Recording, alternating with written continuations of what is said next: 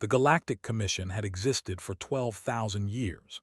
It was the oldest governing body in known space, a council of over 300 sentient species that had learned to set aside their differences in the name of peace and order. The Commission chamber sat at the heart of Prime, a massive space station built in neutral territory where no single species could claim dominance. The chamber itself was a marvel of alien architecture, with sweeping walls that changed color based on the mood of those inside, and a ceiling that displayed the live feed of distant galaxies. It was designed to remind every visitor of their small place in the universe. It was designed to humble them. Daniel was not humble. He stood at the entrance of the chamber, a single human male in a simple black uniform. He was tall by human standards, with broad shoulders and hands that had seen hard work. His hair was cut short in military fashion, and his eyes were the color of storm clouds. There was a scar on his chin from a fight he never talked about and another on his left hand from a wound he had received during the negotiations. He was 42 years old. He had been a Marine for 15 of those years. He had killed enemies in 3 different star systems. He had watched friends die in the cold vacuum of space. And he had been chosen as the first official human ambassador to the Galactic Commission, not because he was the most diplomatic person on Earth, but because he was the only human who had successfully communicated with the hive mind without losing his sanity. The doors opened before him, and Daniel walked forward. 200 alien delegates sat in their designated areas, arranged in a massive semicircle that rose up toward the ceiling like an amphitheater. There were beings of every shape and size. There were feline creatures with 6 eyes and fur that shifted colors with their emotions. There were not solid at all, but rather beings of pure crystalline light that communicated through pulses and frequencies. The merchant collective sent representatives with gleaming shells and clicking mandibles. There were species that breathed methane, species that existed partially in dimensions humans could not perceive, and species so ancient they had watched stars be born and die. All of them fell silent when Daniel entered. It was not because they recognized him. Humanity was still largely unknown to the galaxy, a young species from an unremarkable planet in an unremarkable system. It was not because they had heard great tales of human achievement. The Commission had received only basic reports about Earth and its inhabitants. It was because of the way he walked. Daniel moved with purpose. Every step was measured and controlled. His eyes did not dart around the room in wonder or fear. Instead, they swept across the assembled delegates with the calm assessment of someone cataloging potential threats.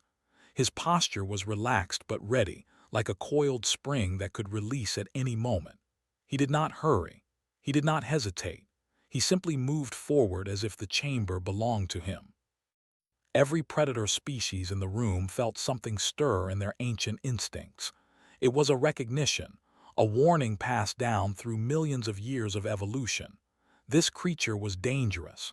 This creature was not to be underestimated. Every prey species felt something older. Despite being apex predators on their own world, found their fur standing on end. The smaller delegates from herbivore species felt the sudden urge to flee, to hide, to put as much distance as possible between themselves and this strange being. The delegate was the first to overcome the silence.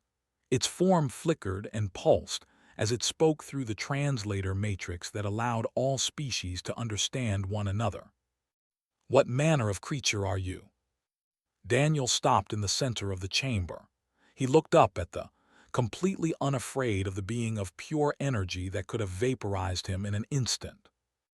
And he smiled. It was not a friendly smile.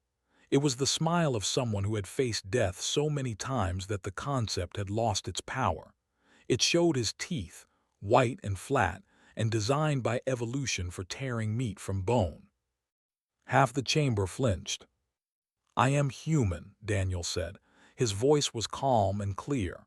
"And I'm here to introduce my species to the galaxy." The murmuring began immediately. Delegates turned to one another, exchanging rapid communications in dozens of languages. The translator matrix struggled to keep up with the sudden flood of conversation. Daniel stood in the center of it all, patient and still, watching the chaos unfold around him with what looked almost like amusement. Commissioner, a senior member of the merchant collective, rose from her seat. She was tall even by standards, with a shell that gleamed like polished obsidian and compound eyes that could see in spectrums humans could not imagine. She had served on the commission for over 200 years and had seen countless new species petition for membership. None of them had ever made her feel the way she felt now. "Human," she said, her mandibles clicking as she formed the unfamiliar word. "We have received preliminary reports about your world, a small planet third from your sun. You have only recently achieved faster-than-light travel. By galactic standards, your civilization is in its infancy." Daniel nodded. "That is correct." "Then perhaps you can explain something to us." Leaned forward, her compound eyes studying him with intense focus. "Your species has existed for only a fraction of the time most commission members have been spacefaring. You come from a single unremarkable world. You have no great empire, no vast fleet, no ancient legacy of power. And yet when you entered this chamber, every instinct I possess told me to be afraid of you. Why is that?" The chamber fell silent again. Every delegate wanted to hear his answer. Daniel considered the question for a long moment. When he spoke, his voice carried easily through the vast space. "Because your instincts are very good, Commissioner." He let the words hang in the air. "Humanity is young," he continued. "We have much to learn about the galaxy and its ways, but we did not survive on our world by being weak. We did not reach the stars by being timid, and we did not come here today to beg for scraps from older civilizations." He turned slowly, meeting the eyes of delegates from every corner of the chamber. "We came here to take our place among you, as equals, as partners, and perhaps, if you give us the chance, as friends." The delegate pulsed with a color that the translator interpreted as deep uncertainty. "And if we do not give you that chance?" it asked. Daniel's smile faded. For just a moment, something old and cold passed behind his eyes, something that had survived ice ages and plagues and wars that killed millions, something that had crawled out of the mud and looked up at the stars and refused to accept that they were out of reach. "Then we will find another way," he said quietly. "We always do." The galaxy had just met humanity, and nothing would ever be quite the same again. The Commission had rules. It had procedures. Every new species that wished to join had to undergo a standardized assessment before membership could even be considered. Physical capabilities, technological development, psychological profile, historical analysis.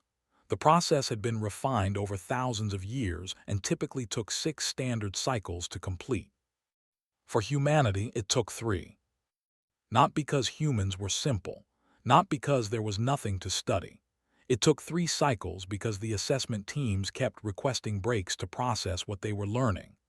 Twice, the lead assessor had to be replaced after suffering what the medical staff called acute psychological distress. The third assessor, a named who had evaluated over 50 species in his career, completed the assessment with his fur permanently stuck in the color of fear. Commissioner received the preliminary report in her private chambers. She read it once. Then she read it again. Then she called an emergency session of the senior commissioners. There were 7 of them in the secure meeting room, represented the merchant collective. High Arbiter, a being of living metal whose body had been forged in the heart of a dying star, led the Council of Justice. Ambassador spoke for the Luminants. Elder was the ancient representative of the Jellied Consortium, a species so old they had watched the galaxy form. 3 others completed the council, each representing major power blocks within the commission. Activated the holographic display. Data began scrolling through the air, charts and graphs and images that painted a picture none of them wanted to see. "They are pursuit predators," she began, her mandibles clicking with barely contained unease. "Their ancestors hunted not by ambush or speed, but by simply following their prey until the prey collapsed from exhaustion. They can run for days without stopping. Their bodies are designed to shed heat through a process called sweating, which allows them to remain active in conditions that would cause most species to overheat and die.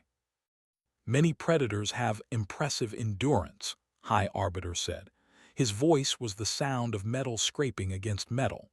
This alone does not explain the reactions I have observed among the delegates. I am not finished. Pulled up more data. Their skeletal structure is remarkable. They heal from injuries that would kill most species. They can lose limbs and continue fighting. They can break bones and remain conscious, remain functional for extended periods. Their pain tolerance is extraordinary. They have individuals who choose to continue daily activities while suffering from conditions that would incapacitate a warrior. She changed the display to show chemical compounds. They consume poison recreationally. Substances that would kill other species are ingested by humans for pleasure. Alcohol, caffeine, capsaicin, which is the chemical that makes certain plants burn. They eat it deliberately.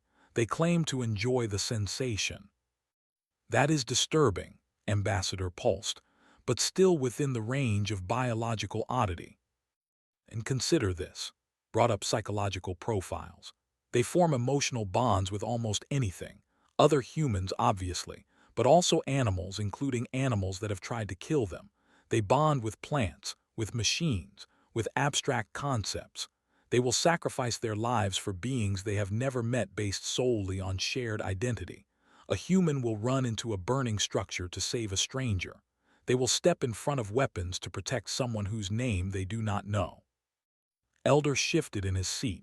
He was very old, his body more crystal than flesh at this point in his existence. This sounds like a desirable trait for potential allies. It would be, agreed, if it were not coupled with their other characteristics. She pulled up the final section of the report. They have weaponized the atom. They discovered nuclear fission and within years had built bombs capable of destroying entire cities. They have used these weapons on each other. They reached space in less than a century after discovering electricity. Their technological advancement is not steady or predictable. It comes in bursts, in explosions of innovation usually triggered by conflict. The room was silent. But the most disturbing finding, continued, her voice dropping lower, is their relationship with fear. She displayed brain scans, comparative analyses between human neural patterns and those of other known species. They are afraid of almost nothing, not death, not darkness, not the void of space, not creatures larger or more powerful than themselves. When faced with danger, their bodies produce chemical responses that increase strength, speed, and aggression. They do not freeze, they do not flee, they fight. And if fighting is not possible, they find another way. They have a concept called spite, which is the willingness to suffer harm to oneself in order to harm an enemy. They will destroy themselves if it means taking their opponent with them. High Arbiter leaned forward. You are describing a species of berserkers. No, shook her head. Berserkers cannot control themselves. Humans can. They choose when to unleash this capacity. They contain it, direct it, weaponize it with terrifying precision. They are capable of being the kindest, most compassionate beings in the galaxy, and they are capable of being the most destructive force we have ever encountered, often in the same individual, sometimes in the same moment. The commissioners looked at one another. No one spoke. Finally, Ambassador asked the question they were all thinking. What do we do with them?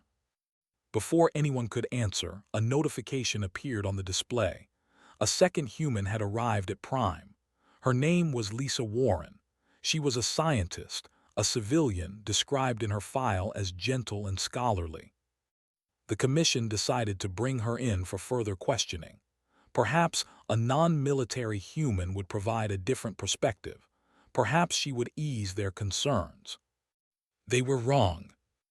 Lisa Warren stood before the senior commissioners with a calm demeanor and a warm smile. She was smaller than Daniel, with soft features and kind eyes. She wore simple clothes and spoke with a voice that was pleasant and unthreatening. You have questions about my species, she said. I understand. We are new to the galactic community. It is natural to want to know who you are dealing with. We have completed our biological and technological assessments, replied. What we need now is context. We need to understand your history, your culture, who you are as a people. Lisa nodded. That seems fair. Then let us begin with a simple question. High Arbiter fixed her with his metallic gaze. Your species has achieved faster than light travel. You have reached out to contact other civilizations. You present yourselves as peaceful explorers seeking to join the galactic community. And yet your own world is not unified under a single government. You still have separate nations. You still have internal conflicts. How do you explain this contradiction? Lisa considered the question. When she answered, her voice was still kind, but there was something beneath it now. Something that reminded the commissioners that this soft-spoken scientist was still human. Contradiction implies that peace and conflict cannot coexist, she said. For humans, they are two sides of the same coin. We fight because we care. We disagree because we think for ourselves. We have many nations because we value our differences, even as we struggle to overcome them. She paused. You have read our biological assessments. You know what we are capable of physically. But if you truly want to understand humanity, you need to understand our history. She looked around the room, meeting each commissioner's gaze in turn. Let me tell you where we come from. Let me tell you what we have survived. And then you can decide for yourselves what to make of us. The commissioners agreed. They had no idea what they were about to hear. Lisa Warren stood before the assembled commissioners with a holographic display floating beside her. She had been given access to the commission's projection systems, allowing her to illustrate her words with images and data from Earth's archives. She took a deep breath and began. Humanity did not evolve in a gentle world, she said. Our planet tried to kill us from the very beginning. We survived ice ages that lasted thousands of years when glaciers covered much of our world and finding food meant walking for days through frozen wastelands. We had no claws, no fangs, no armor. We were not the fastest or the strongest animals on our planet, but we had two advantages. We could think, and we refused to give up. She showed them images of early humans, small groups huddled around fires in caves while predators prowled outside. We learned to make tools, first from stone, then from metal. We learned to work together, to communicate, to plan. We spread across our entire planet, adapting to every environment we found. Deserts, jungles, mountains, frozen tundra. Anywhere life could exist, humans learned to exist there too. The commissioners watched in silence. So far, this was not unusual.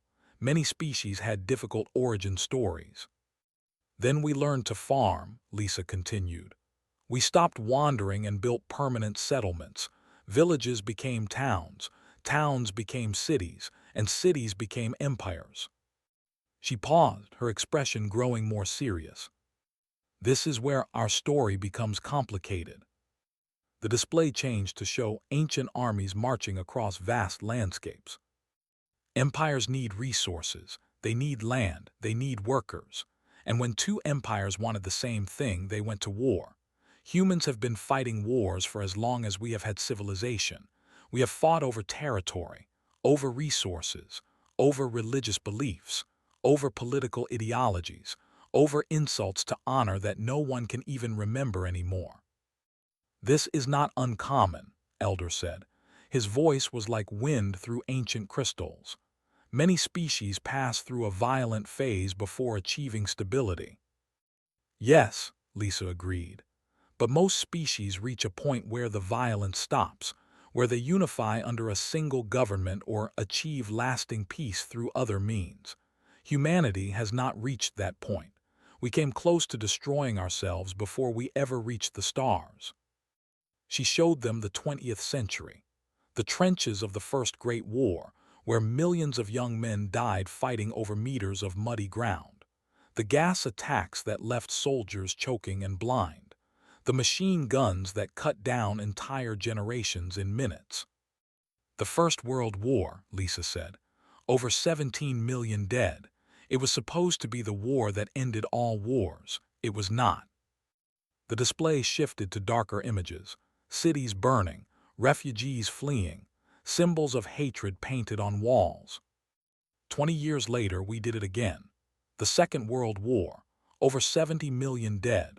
This time we added new horrors, the systematic murder of entire populations based on their ethnicity, their religion, their existence.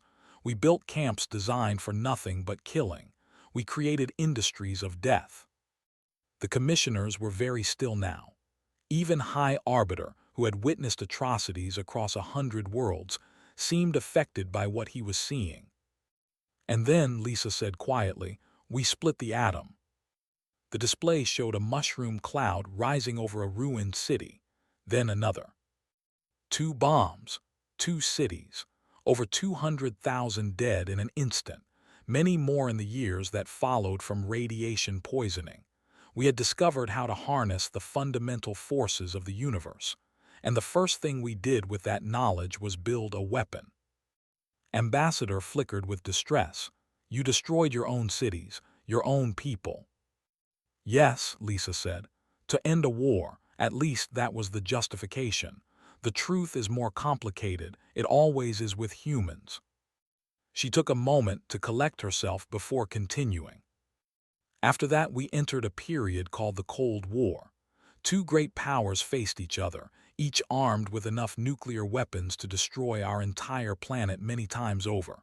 For decades, humanity lived on the edge of total annihilation. We came close to ending ourselves more than once. Miscommunications, technical errors, leaders who almost pressed the button. But you did not, said. You survived. We did, Lisa nodded. Not because we became wise or peaceful. We survived because somewhere in the middle of all that fear and hatred, there were always humans who chose differently. Scientists who refused to build weapons, soldiers who refused to fire, leaders who chose negotiation over destruction.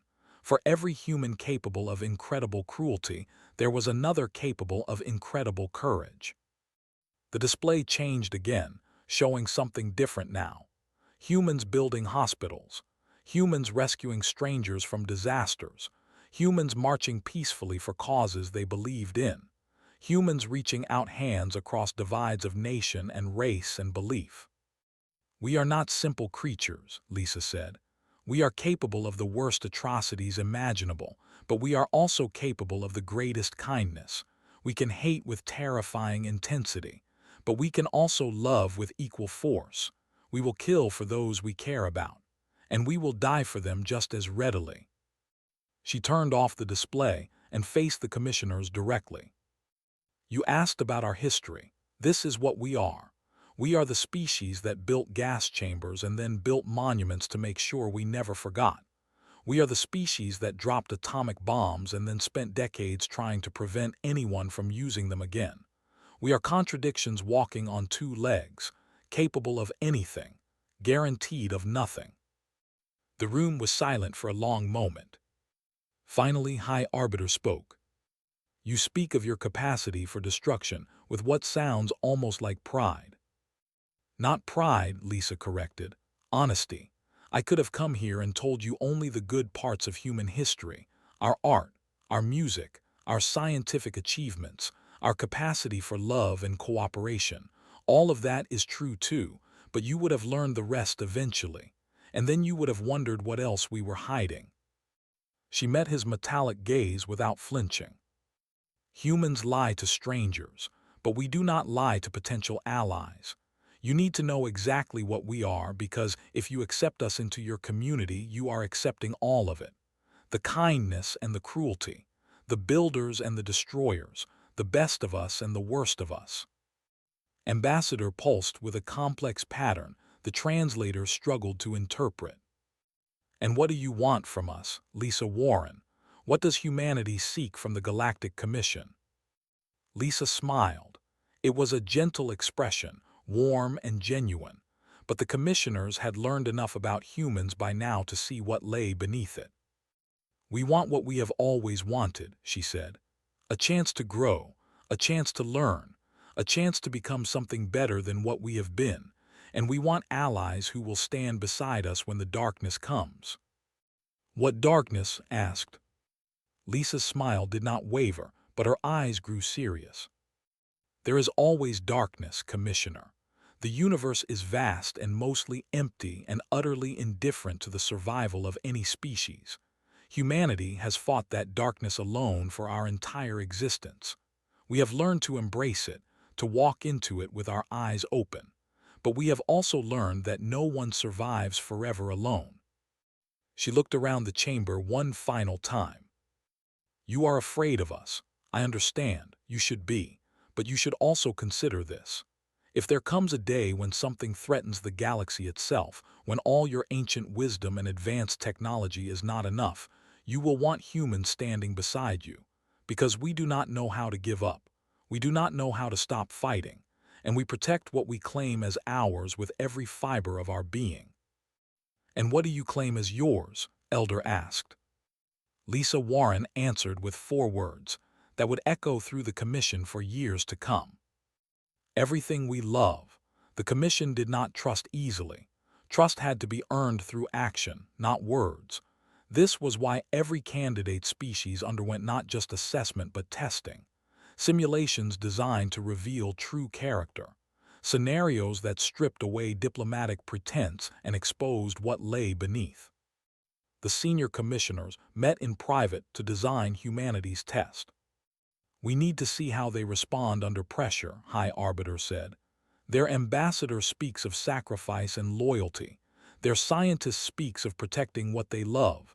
Words are easy. Actions tell the truth." "Then we design a scenario with no good options," suggested. "A moral puzzle, lives at stake, impossible choices. We see whether they sacrifice others to save themselves." The others agreed. They spent 3 days crafting the perfect test, a simulated crisis aboard a transport vessel, 50 alien passengers of various species, a catastrophic hull breach that could not be fully repaired, limited resources, not enough escape pods for everyone, decisions that had to be made in seconds with lives hanging in the balance. The scenario was designed to be unwinnable. Every choice led to loss. Every path required sacrifice. The Commission wanted to see which sacrifices humans would choose. They sent Daniel and 3 other humans into the simulation. Blake was a young engineer, barely 25, with quick hands and a quicker mind. Maria Santos was a combat medic who had served in conflict zones across 3 continents. Chris Palmer was a communications specialist with a gift for staying calm in chaos. None of them knew the test was unwinnable. None of them knew the Commission was watching. The simulation began. Daniel and his team found themselves aboard a transport vessel called the Wanderer. The ship was already damaged when they arrived, alarms blaring and emergency lights casting everything in red. 50 alien passengers were scattered throughout the vessel, some injured, some panicking, some frozen in shock. "Hull breach in sections 4 through 7, reported, his fingers flying over a damaged console. "We're losing atmosphere fast. Structural integrity is failing across the lower decks." "How many escape pods?" Daniel asked. 8, capacity of 5 each. That's 40 seats maximum. 50 passengers. "Yes, sir." Daniel processed this information in less than a second. His expression did not change. "Chris, get on comms. Start organizing evacuations. Priority to injured and those who cannot move on their own. Maria, triage the wounded. I need to know who can walk and who needs to be carried. See what you can do about that hull breach." "Sir, the damage is too extensive. I can maybe slow the decompression, but I can't stop it." "Then slow it, buy us time." They moved. The Commission observers watched from their monitoring station, recording everything. They had expected the humans to waste precious seconds arguing or assessing blame. Instead, the 4 of them split up immediately, each moving with purpose toward their assigned tasks. Chris Palmer reached the main passenger area first. Dozens of aliens looked up at him with fear in their various eyes. A child was crying in the corner, her fur cycling through colors of terror. An elderly was flickering weakly, its light dimming. "Everyone listen to me," Chris said, his voice calm and clear. "My name is Chris. I'm here to help. We are going to get through this together. I need everyone who can walk to move to the port side of the ship. If you're injured or need assistance, raise your hand or equivalent appendage. Help is coming."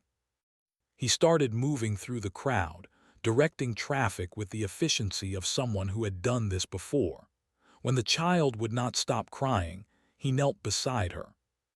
"Hey there, what's your name?" The child's translator rendered her response. "That's a beautiful name. I need you to be brave for me. Can you do that? Can you help the others stay calm while we figure this out?" The child's fur slowly shifted toward steadier colors. She nodded. "Good girl, you're doing great." Meanwhile, Maria Santos had found the wounded. 7 passengers with serious injuries. 3 who needed immediate surgery or they would die within the hour. She had limited supplies and no proper medical bay. She did not hesitate. Working with tools meant for different species, she began emergency procedures that should have been impossible outside a hospital. Her hands moved with practiced precision. When she needed an extra set of hands, she drafted a nearby passenger and talked them through the assistance step by step.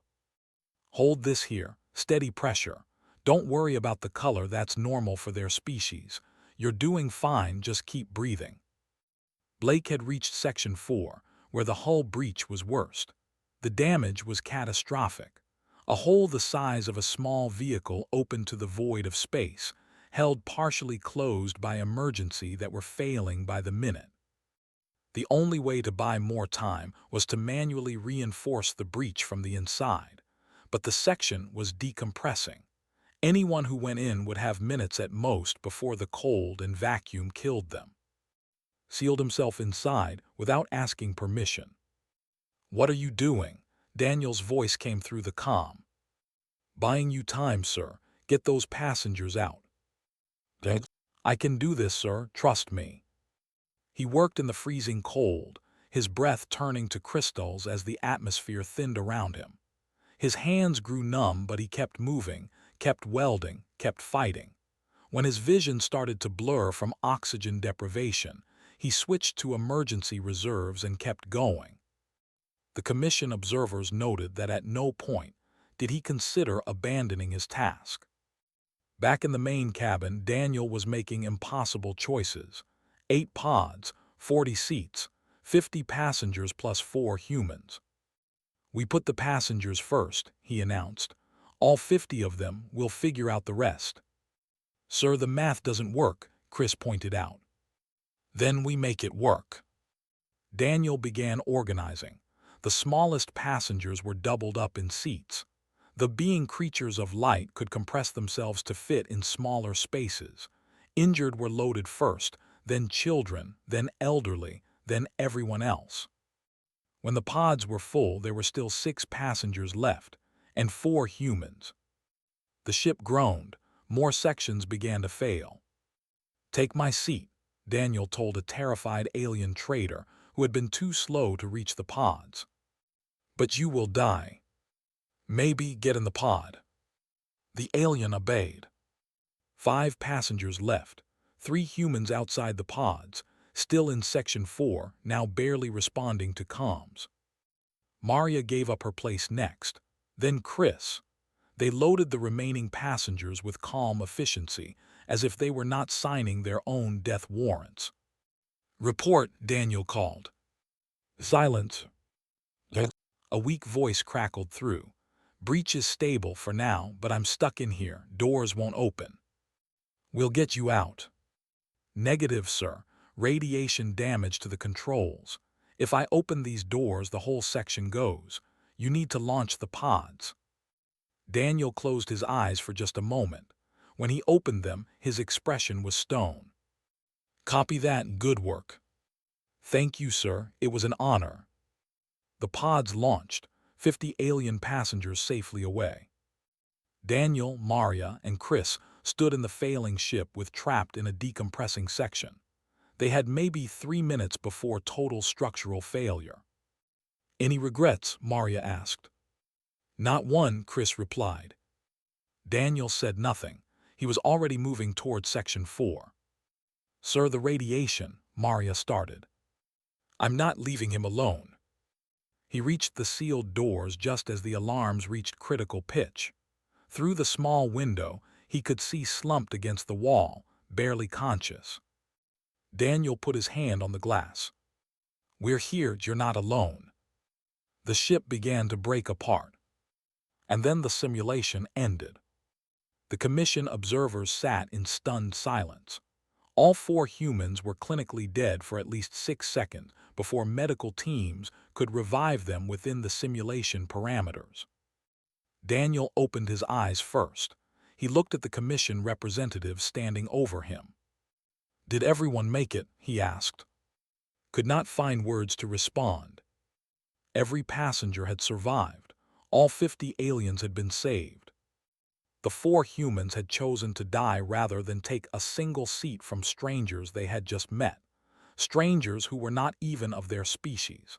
Strangers whose names they did not know. The commission had wanted to see what humans would do when given impossible choices. Now they knew. The results of the test spread through the commission like fire through dry grass. Within hours, every delegate knew what had happened. Within days, the story had reached across the galaxy.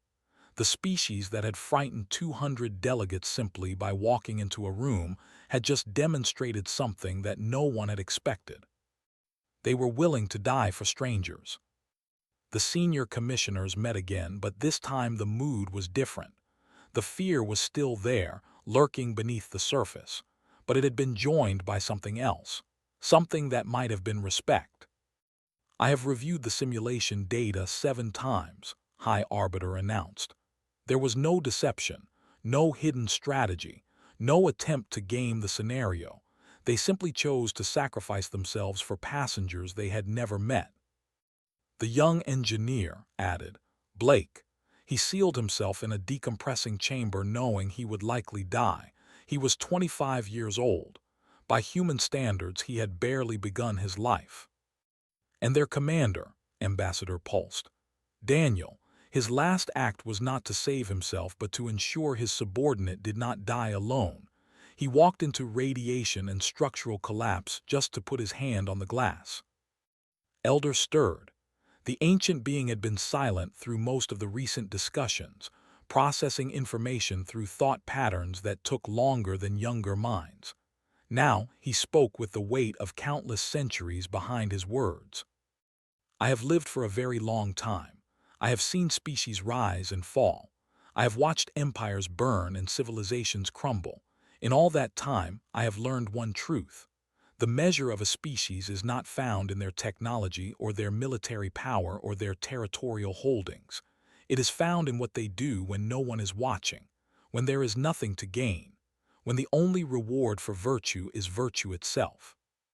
He turned his crystalline gaze toward the display showing the 4 humans, now recovered and waiting in a holding area for the commission's verdict. These humans knew they were being tested. They did not know the specifics, but they understood they were being evaluated. They could have chosen to save themselves and justified it in countless ways. No one would have blamed them for taking the last seats on those pods. Instead, they gave everything they had to protect beings they had never met, beings who were not even of their kind. The chamber was silent. "I have seen that kind of sacrifice before," Elder continued. "It is rare, precious, and it is not something that can be taught or manufactured. It comes from somewhere deep within a species, from the fundamental values that define who they are." "They also showed us their history," High Arbiter pointed out. "The wars, the genocides, the weapons capable of ending their entire world. We cannot ignore that." "No," Elder agreed. "We cannot, and we should not, but consider this. A species capable of such destruction could easily have turned that capacity outward. They could have come to the stars as conquerors, taking what they wanted by force. Instead, their first ambassador asked for peace.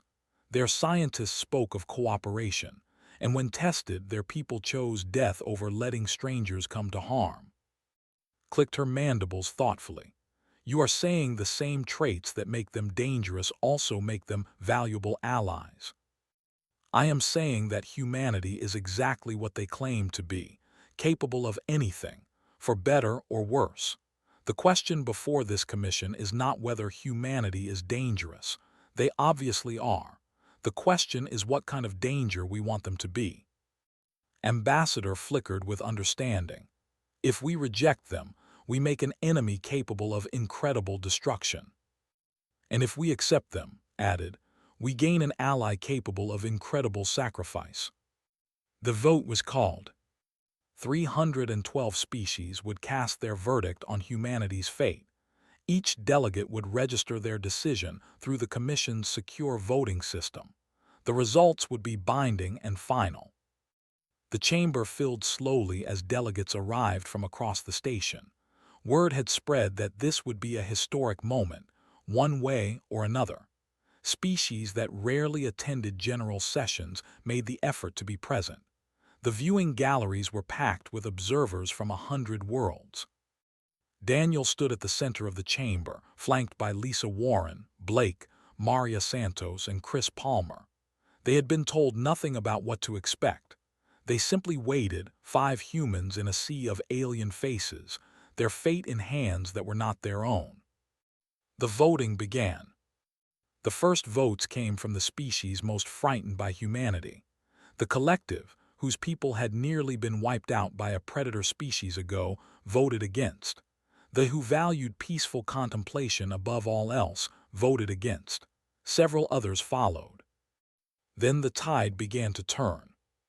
The voted in favor. Their delegate rose to explain, his 6 eyes fixed on Daniel.